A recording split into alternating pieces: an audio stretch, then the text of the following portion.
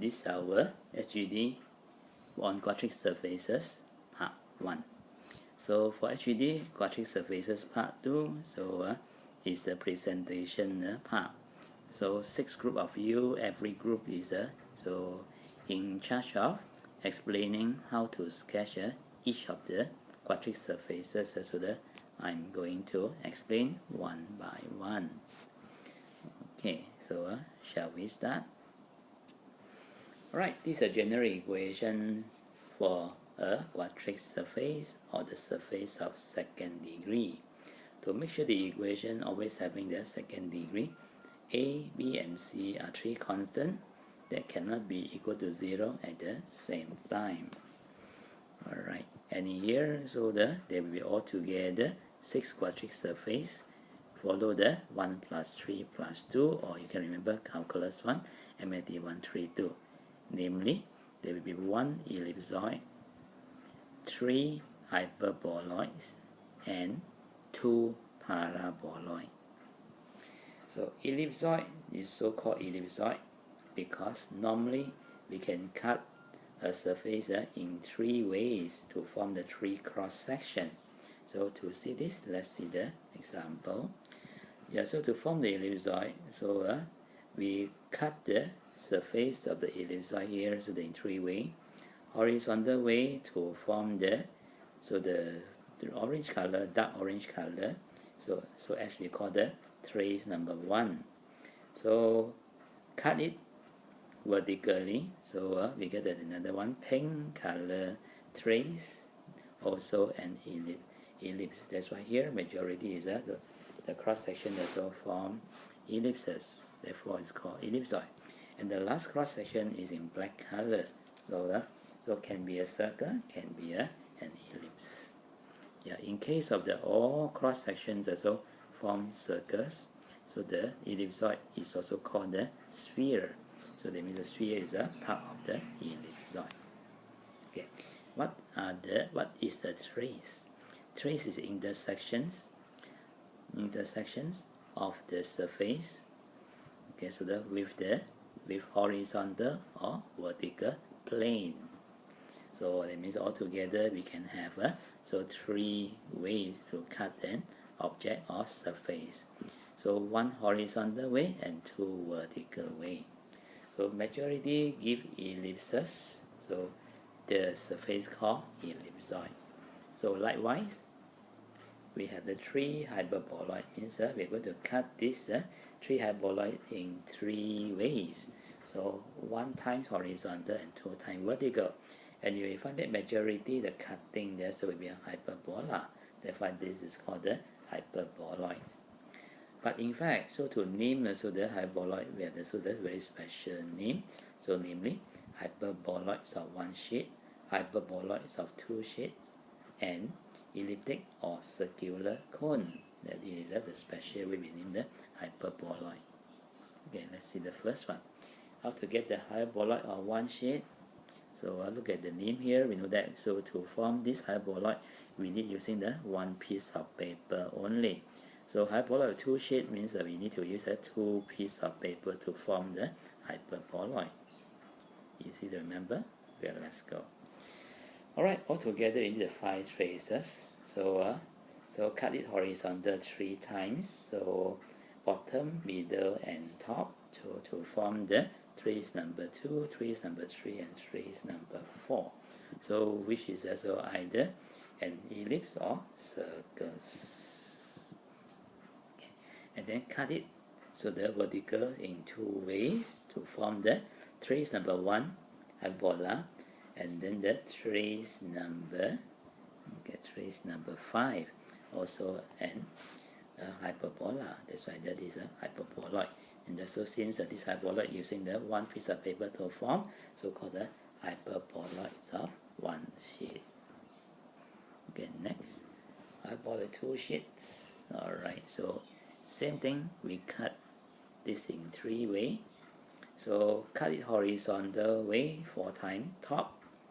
So the second half middle, and then the lower half middle, and the bottom part respectively, so to form the circle or ellipse on top, a point, Okay, so the second half middle, and another point second half also the lower, and finally also a circle or ellipse as the bottom the cross section.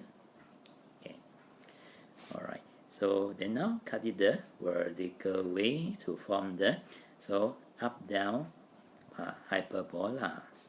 So you can see that in yellow color and a brown color. That's why majority is still hyperbolas, and therefore this is a hyperboloid. And because so this hyperboloid can only form using the two pieces of paper, so that's why this is also called the hyperboloid. So two sheet needs 6 traces altogether. Finally, the last hyperboloid, it doesn't carry the name hyperboloid, but instead cone. Imagine what's a cone the shape, and another cross section for the cone is either circle or ellipse. Yes, use your imagination, guys. Yes, this is the one. Cut it horizontal in 3 ways or 3 times, so that to form the bottom circle or bottom ellipse, so the middle point, and also the upper circle or upper part as a ellipse. Okay, so that if this cross section is an ellipse, it's called elliptic.